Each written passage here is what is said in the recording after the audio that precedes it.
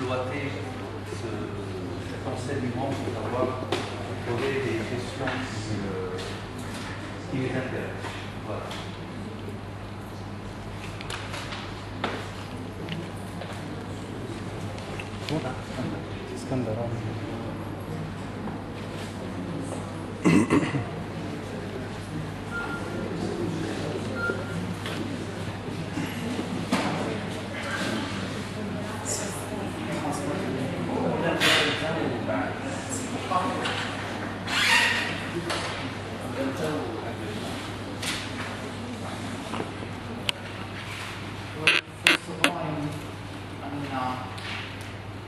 I would like to thank you for this presentation. It was really fruitful. It opened my eyes on a topic that is not really mine, not my field of research, but it is very related to my research topic that is focused on an architectural scale, on how we should relate to cultural specifications of context to build a sustainable future.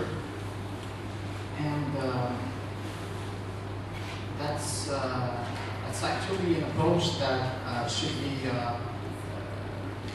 studied more often, and also maybe connected to new approaches of experimental methods in order to gain the maximum of profit from ancient architectures and from local know-hows. So I would like to know if you already tried to connect this to an experimental method instead of working on analysis method like you showed us. I mean, it is very interesting, and it may help to get a real progress and results.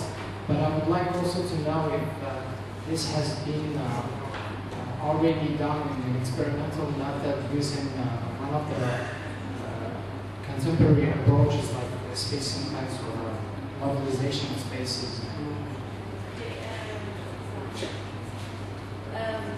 Yes, I have to show you something related to design. Okay, there are different levels to answer to your question. The first is related to what we do in our, I teach landscape design in the School of Architecture of Bari. And since 4 years, we are focusing on this topic of product economics. And this is the reason why I showed you something related to New York and Morocco and so on. Because when I talk about arid landscapes, I'm not talking about just Algeria or Iran, as you saw, I was talking about my region. In our region, there is this, now everybody's talking about these productive gardens. We have to design gardens in our cities, or chart, we need to do agriculture in our city, and so on. And this was the original, because I said, okay, but we already have it in our territories. We have already responded.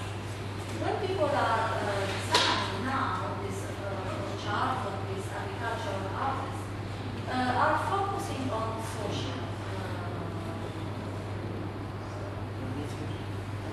Parameters? Yes, parameters and aims, because are places where people meet each other and cultivate and produce and so on and so on. Now, in our region, I'm talking about South of Italy, we always had productive gardens in our city, which were really gardens, because the name, they were called gardens, were not called orchards or something like that.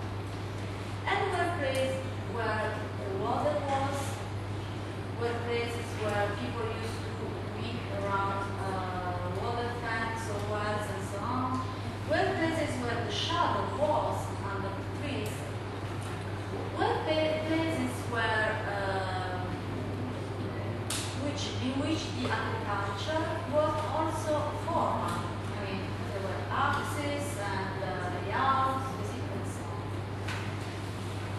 comes to another point, which is the point of the urban sustainability. In our region, I'm talking again about south of Italy, we had gardens in our cities. We had very small gardens related to the house, to the neighborhoods. In the 19th century, 18th century, when the medieval cities were large by French people, by chance, they were large as big cities with gardens, with boulevards and gardens. And this was something related to our identity, became part of our identity of our cities.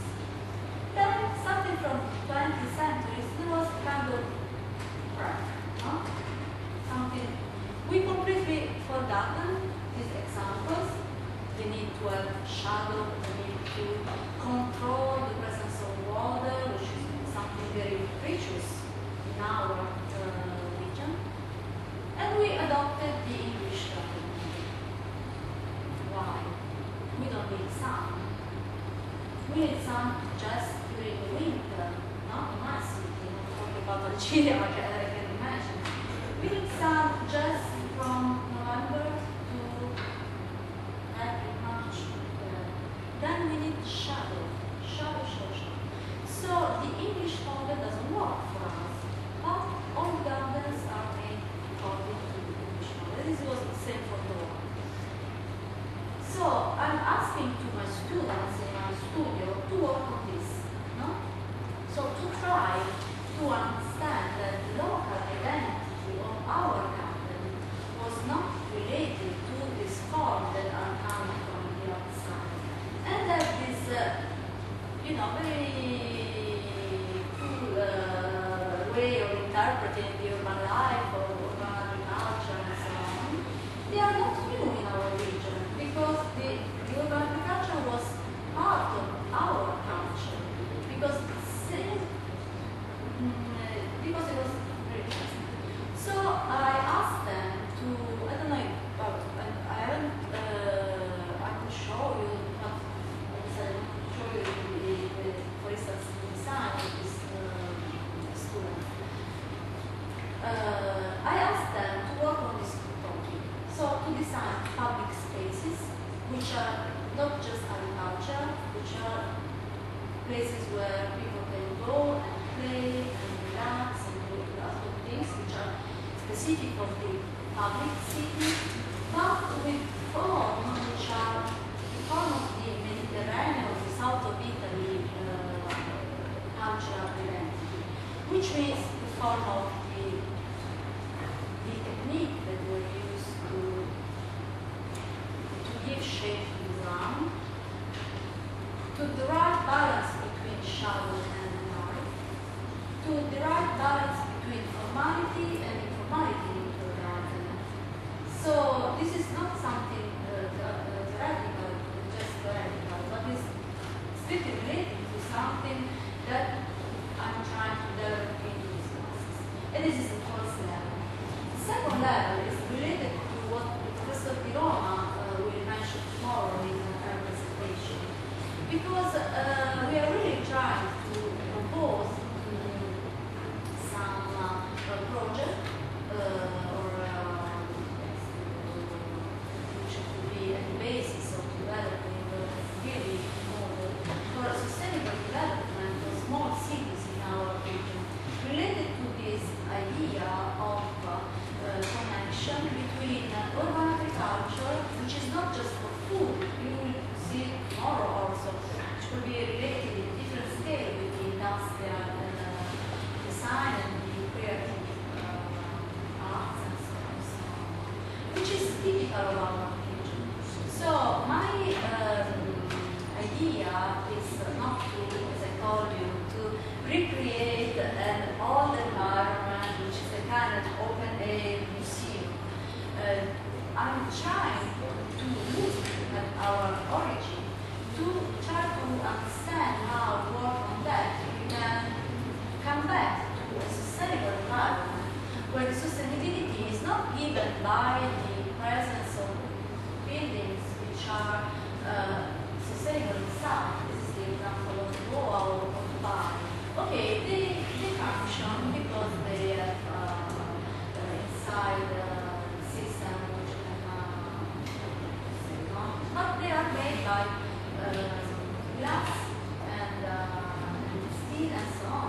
some materials which are not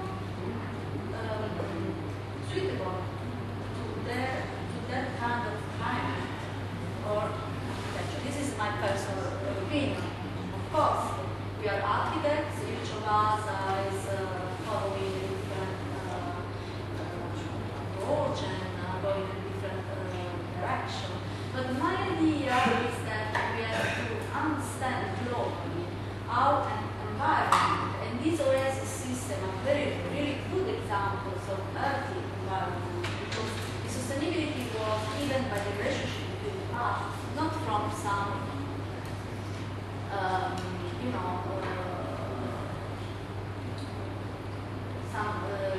given by energy, and we live in a place which is not rich. South of Italy, Italy in general is not a place where we have gas or petroleum or whatever. No, our cities were formed, were built in time according to really,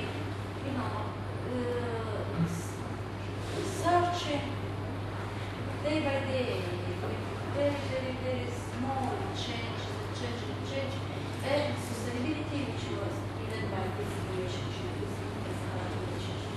So perhaps it will be a model for the rich countries, but talk about Italy, because this is where we are trying to then to apply this approach. It can be also seen in another way, not going towards the past, but learning from the past to explore the future. I don't know.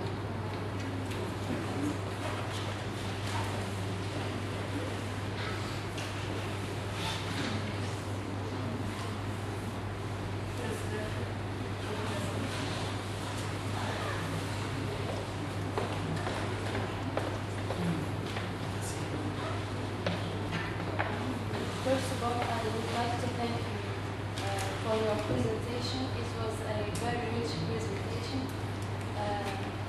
You have mentioned that the relationship between landscape and culture is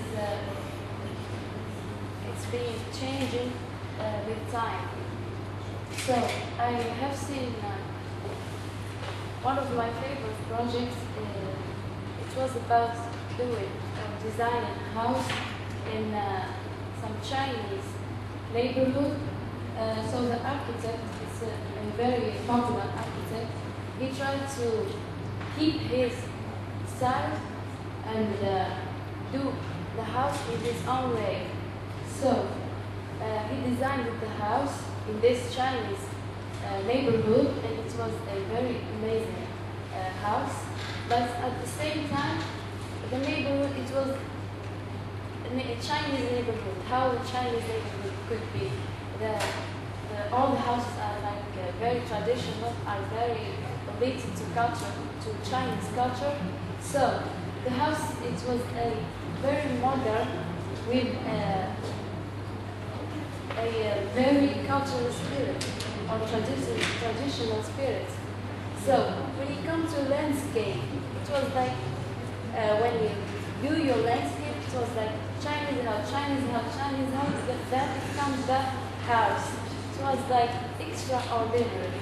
So my question is, how can we keep our own way and do not lose the relationship between landscape and cultural thing without doing something which is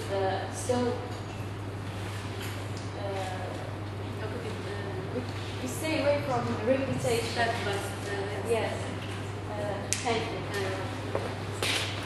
Okay, this is a very good question also, but this is what I mentioned at the end. I mean, this is our interpretation. I mean, our cultural landscapes were built by numbers of people who had the same culture, the same local identity, in a civilization which changed slowly. Today, we are in a global world. Of course, we have thousands of different inputs and we give outputs and so on. So when we design, we interpret it, no? So our design is, of course, is critical. It's not petissimo. I don't know what to say. We don't follow step by step what it was, and then we necessarily have to go one step, no? As it was in the past. We can make, of course, some shifts, some jumps, and so on. This is our interpretation, which is critical as designer. But my hope is that this interpretation doesn't start from nothing, doesn't start from an idea, that a model that we have of something that we can apply without any changing or adaptation to every kind of context. No? I have a model in my mind that I built a house in the desert, in the North Pole, in Australia, and somewhere else. This is a way in which now some people design. But more sustainable approach, this way means that if I build by stone in, I don't know, in Bari, which is the city I come from, this doesn't work perhaps in some region of Germany, no? Where they build by, or this doesn't work in a place where you don't have stone and you have to pay a lot to build a stone. Or if you use huge windows, like in the Scandinavian regions where there is no light, you have no sound. Light is like this, no? Here you have like this. You need shadow. So yes, you can make it sustainable because you can have heating, you can have solar. So you can have the energy to make it sustainable. But you have to add energy, work, to make something which is not related to the local culture.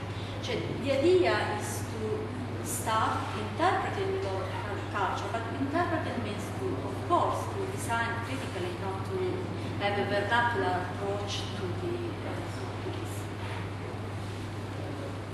So, China can be related.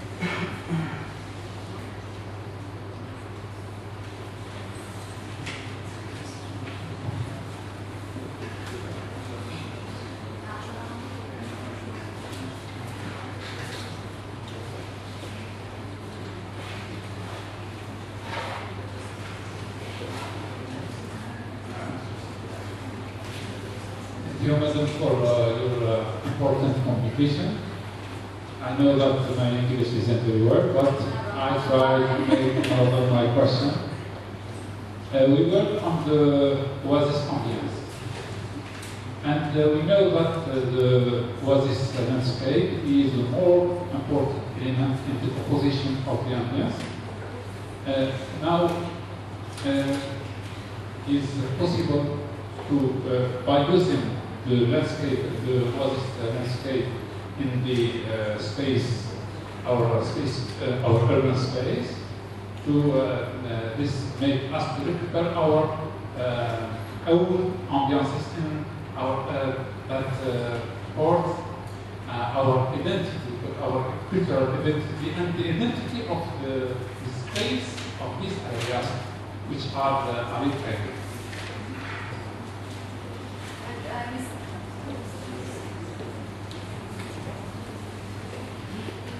Was it a question or?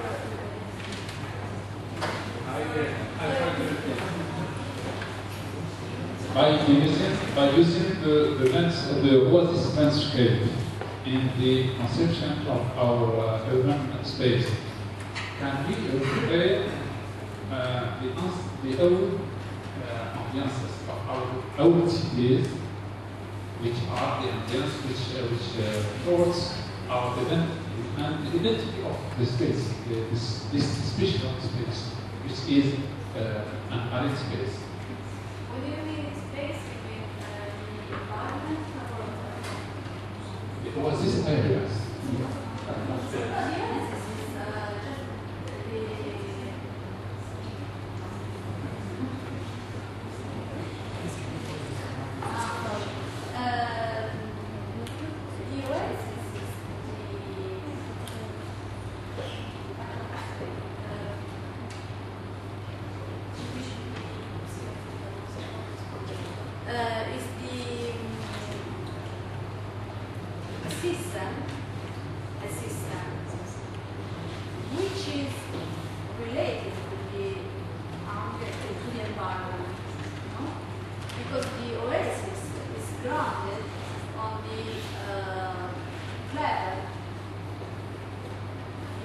degradation of the environment. You know?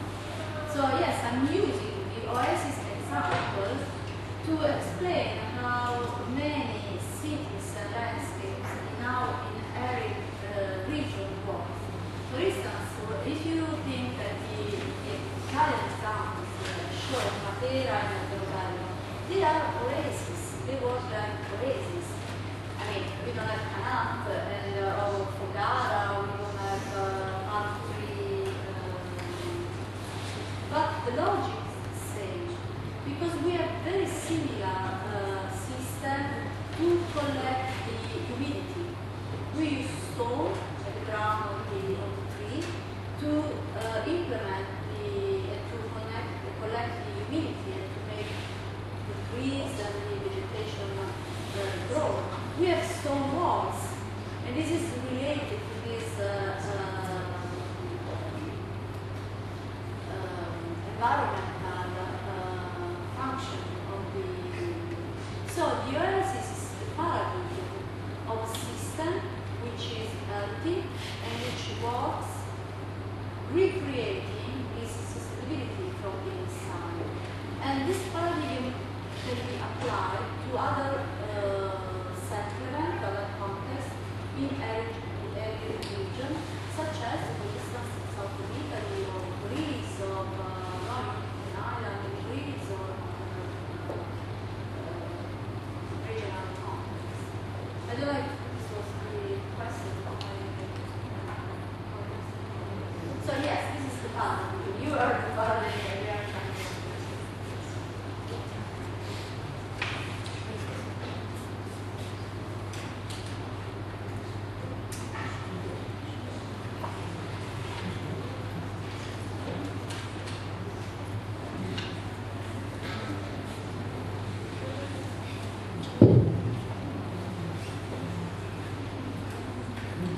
I will give you some information about sustainability for events, and I focus especially on social parameters or social dimension. In fact, we have in Algeria some examples that involve these kinds of social dimension, especially social moods, besides moods in Algeria. We see on Friday afternoon the case of people or less, but the most delicious example is Zabaya, or cities of the Zab Valley. I don't know if you heard about them. There is the two kinds of towns, so towns of winter and towns of summer. So this kind illustrates the move of the families, society from one context to another in the same area.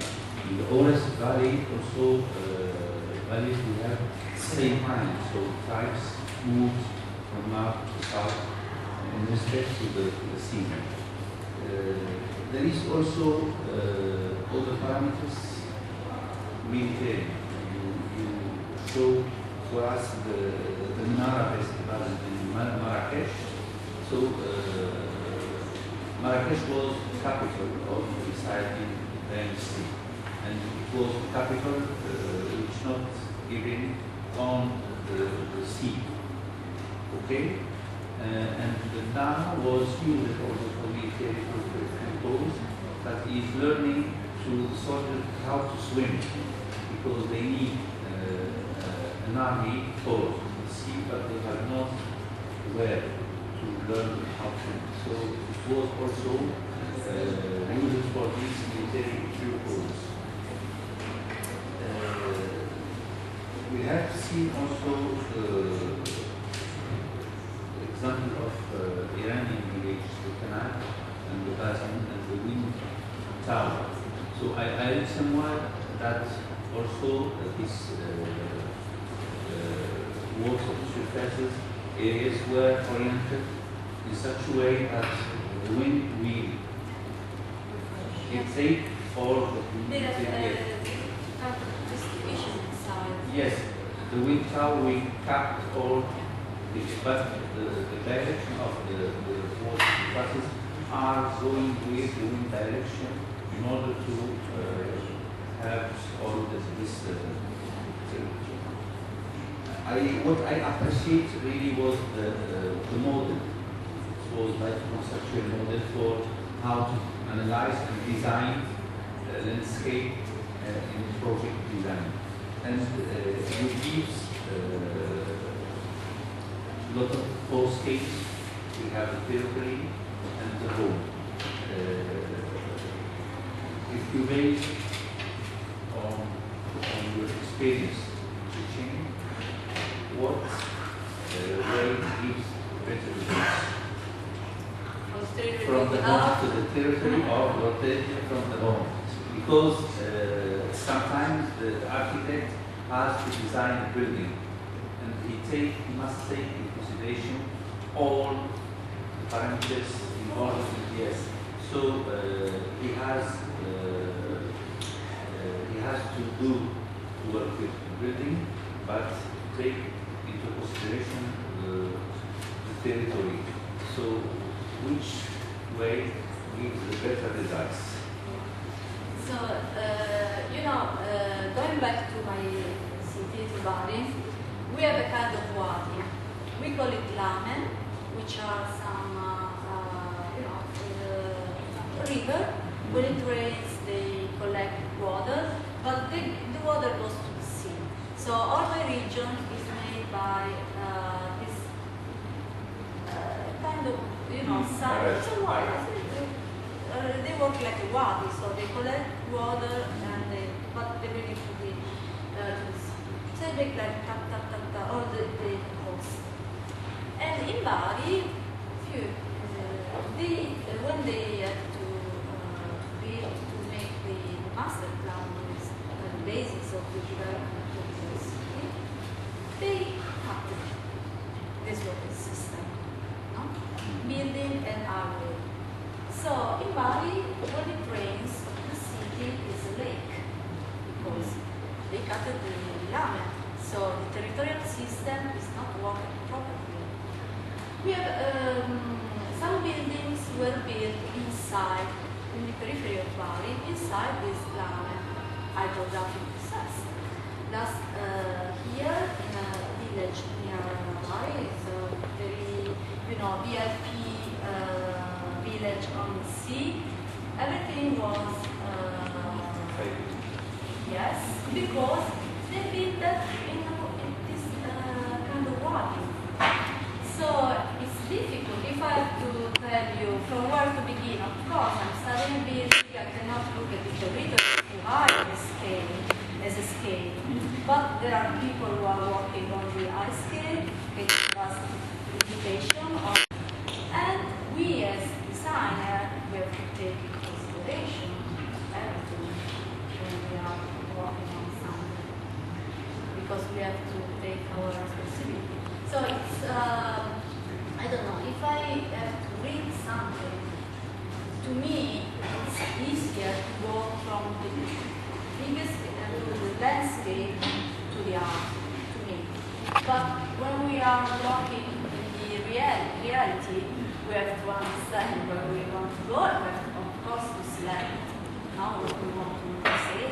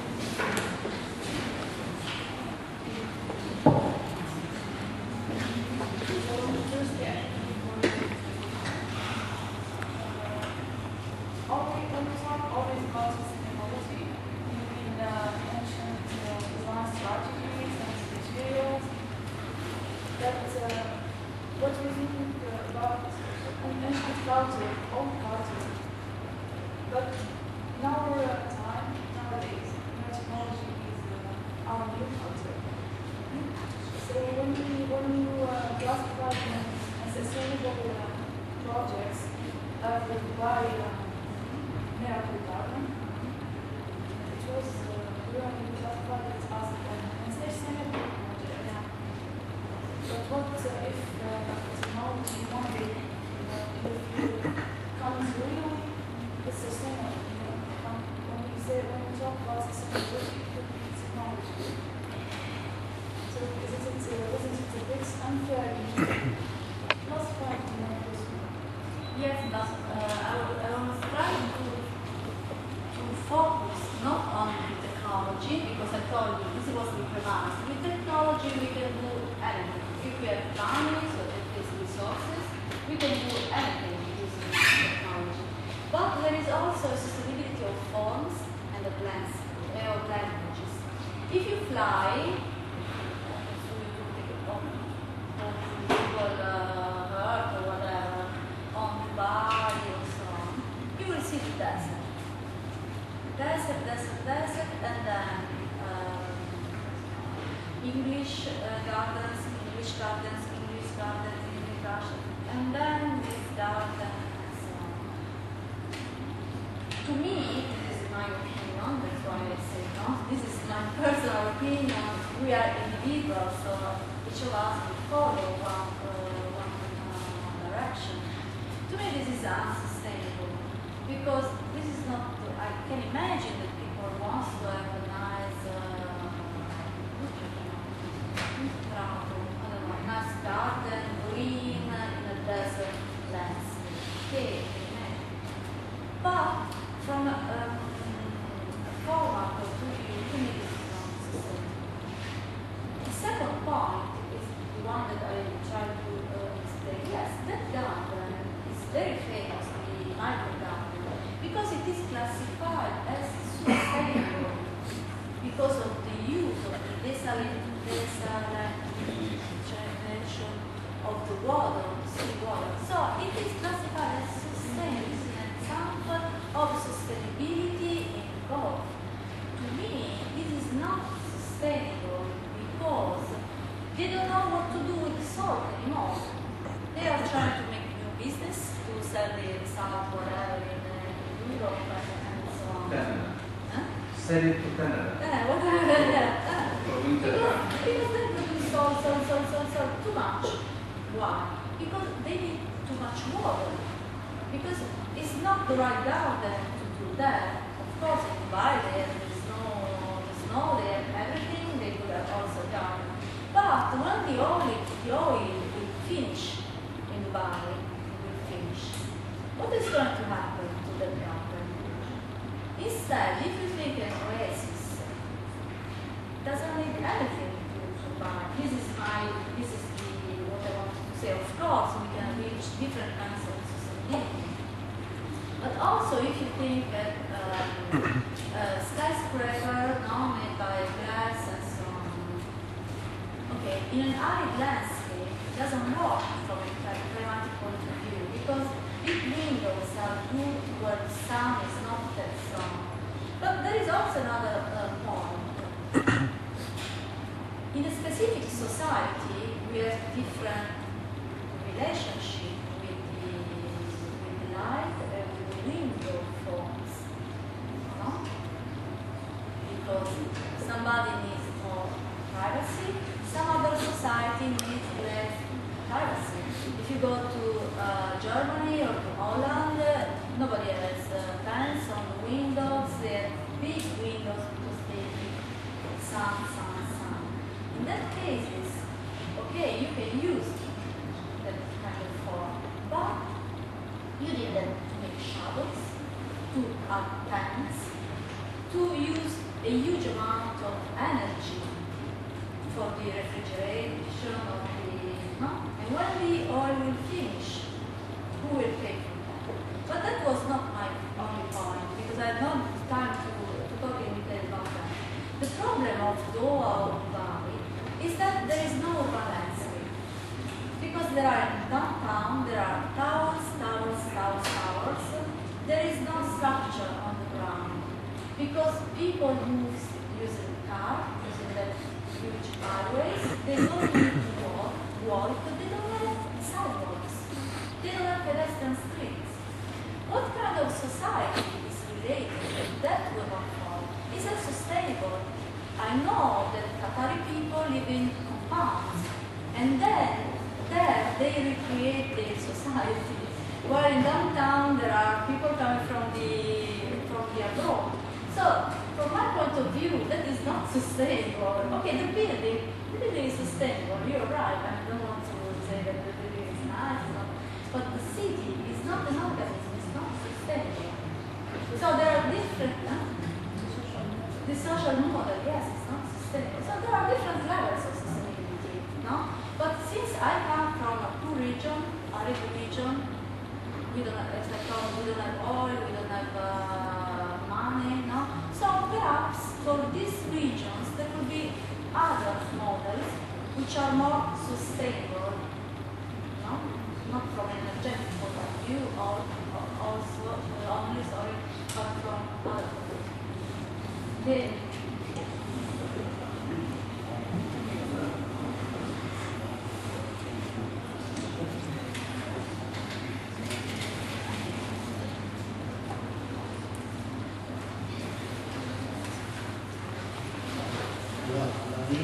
io pongo la questione in italiano per lei può rispondere in inglese. Allora, noi parliamo un po' di questo sviluppo tecnologico. Allora, l'esempio ce l'abbiamo dove allora lei pensa a quale sarebbe il futuro delle nostre città quando non si pensa all'università, non si pensa agli uffici in tutto energia, no? Tutto è una questione di sono tutti questi punti che sono per mangiatori di energia. Allora, anche altra cosa dove non c'è la dimensione culturale. La dimensione culturale è totalmente assente, no? Allora, come saranno città del futuro in queste parti del mondo. Quale sarà il futuro prossimo o lontano di progetti in ambito di città e come si può vivere senza dimensione culturale. Poi progettiamo questo nel futuro. Asking how we can live without the cultural dimension of our cities if we project this in the future.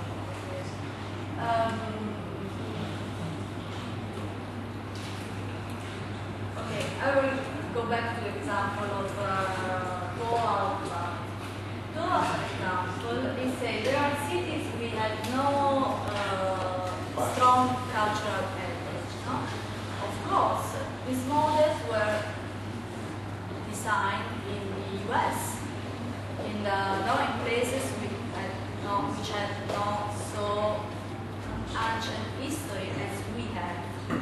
But the problem is not this, because of course they have this history of climate, and in the global war they exported their model. So this is normal nowadays. The problem, from my personal point of view, talking about cultural heritage, because I'm focusing on this, of course, I'm not focusing on other point of view. It is what it will happen if we will forget that we have cultural heritage. Because I was recently in Iran, a couple of years ago, in Badr Abbas, which is a town, big city, in front of Dubai. In Iran, they have very different cultural history with regards to Dubai. Because Dubai, there are some cities in the Arab world, on the Arab peninsula, on the shore, which were founded by Persians. But most of the cities, such as Goa, was nothing before the big development. Goa was very small cities. There were fishermen, they collect the pearls. So I don't know the name. Yeah. It was very, very, very small settlement we can say without history or without, but by the way, it was very small. They were, people traveling in the desert without this very strong urban history or idea of complex centers. And they completely destroyed the old city of Roma to build this test paper. It means if this was done, perhaps Goa didn't have this importance as cultural heritage, even if the houses were not very rich or something. But the problem is that on the other side of the road, people from Master students of architecture, they were looking at the model of Goa, which is, in my opinion, not that good for a country which has a so old urban history as Iran. So I don't know where we are going to go if we forget the cultural history of France. We have places where there is, for us, which are from Europe, from North Africa, from the Middle East, we have an old history. No? So there are other places where the history is not at all. But what will happen if we will apply this global model to the cultural heritage of cities, where the history is so old? This is my point.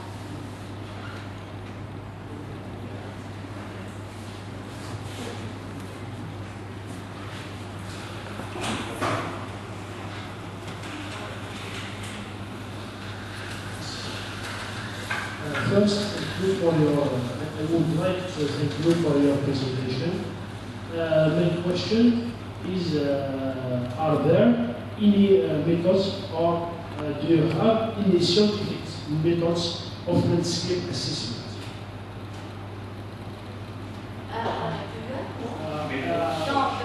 Are there any methods of landscape assessment, of evaluation of landscape? Urban landscape, not natural landscape. Thanks.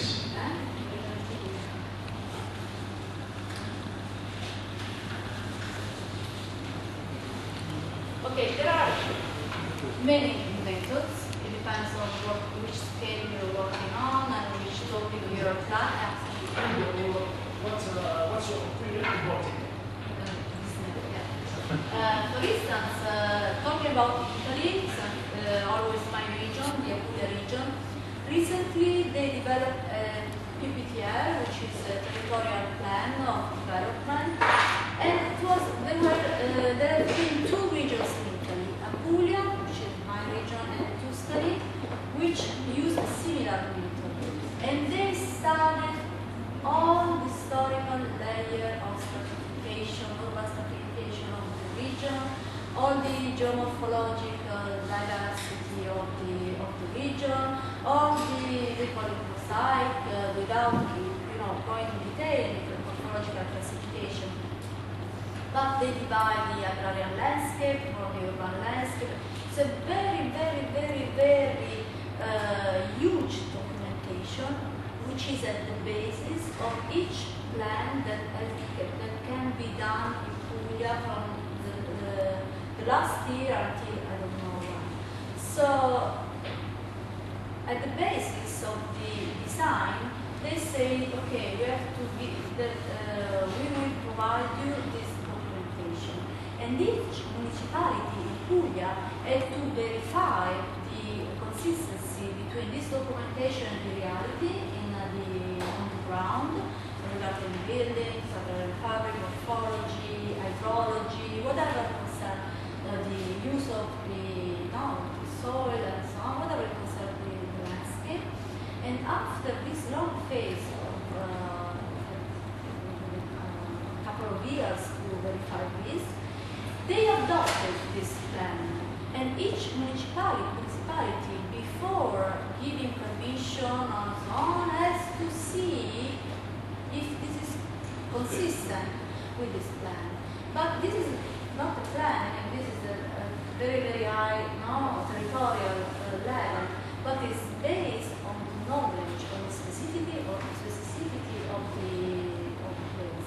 And this is considered this is considered in Italy very innovative, a very good example of how to put practices into the design, urban design, and urban planning, and so on. So yes, there are some methods. Regarding the heritage, recently the UNESCO made some notes,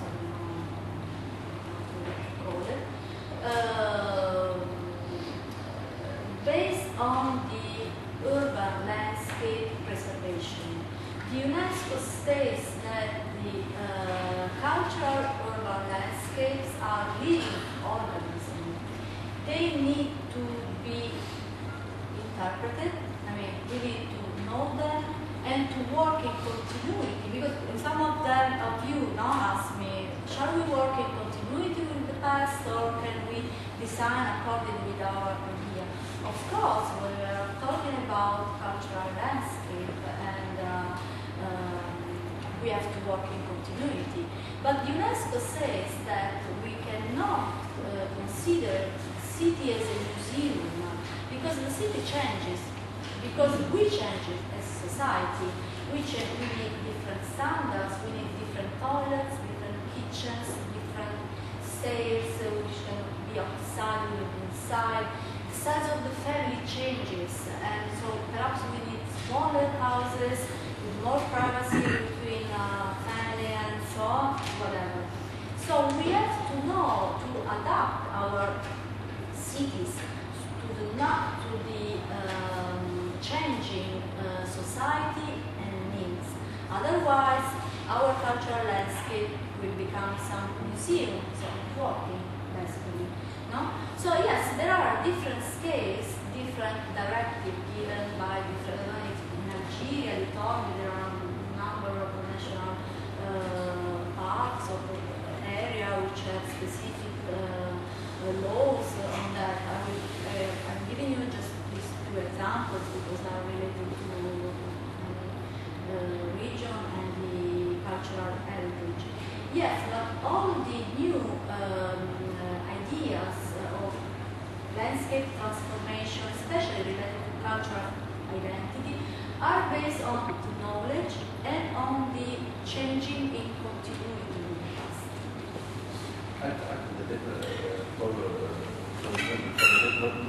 For the development plan, it's teamwork in Italy. At what scale the architects will do something with this work? Being the architect is somebody who built the building. This is perhaps the weakest. It's weak. It's the weak. When I chain and whatever, no? Because it is at the end of the process. Because normally plans are made as general lines to follow, and then when you design, you are controlled, but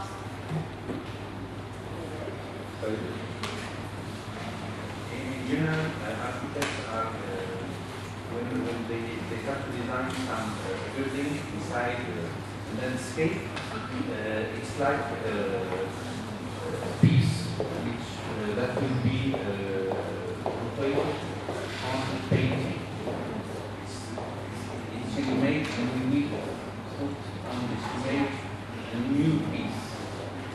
I think that the question is how to assess or how to characterize the components of the landscape in order to be respectful, can be in continuity or different, but politically different for the landscape. What are the methods? this is a difficult question. It's not that. I mean, first of all, I was talking about. I will give you an example. I was talking about So this is easier. Because first of all, you're deciding if you're working on protect landscape or not. So you have different process and things to follow. Because if it's protected, okay, there are some general laws that you have to follow, and then the architect decide how to interpret this from his point of view. If you are talking about urban landscape, which is heritage site or heritage site or cultural landscape or whatever, there are different points of view to take into consideration. Typological, materials, spaces, open spaces, and so on. So, language, no? It's very, there are a number of points of view to consider for something, yeah. So, landscape, it's, it's a so confusing word, no? Because landscape can mean everything or can mean nothing. No? Everything is landscape. But not everything is landscape. So we have to focus on what we want to work on, working on landscape. No? So from a typological, morphological point of view, I told you I want to work on this relationship. But it's complex. Landscape is everything. Yeah. I think that we did. Thank you.